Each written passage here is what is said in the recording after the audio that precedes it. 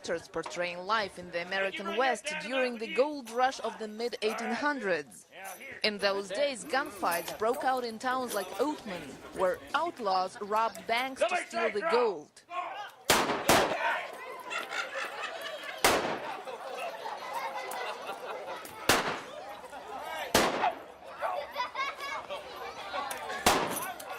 Today, Oatman stages reenactments a couple times a day for tourists who want to go back in time and see what life in the Old West was like. Shabby, violent, and somewhat spectacular.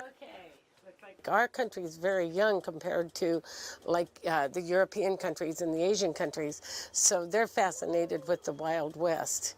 And they like to come over and, the cowboys and, all the different things, the miners. This is actually a mining community.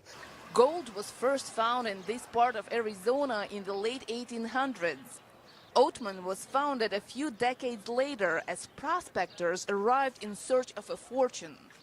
The population grew to just nearly 10,000, making it the biggest town in this region.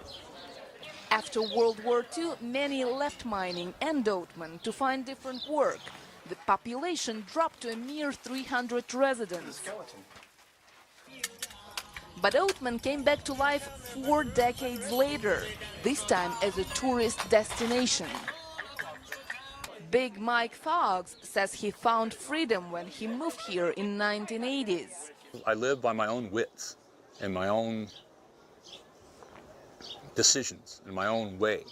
And then nobody's telling me what I have to do, or, you got to go do this, you got to have insurance, you got to do this, you got to do that. No, I live the way I want to live.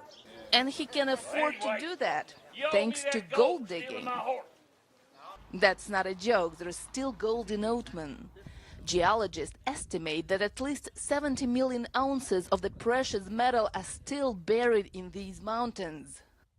But tourism is what's saving this town, where there's plenty to see.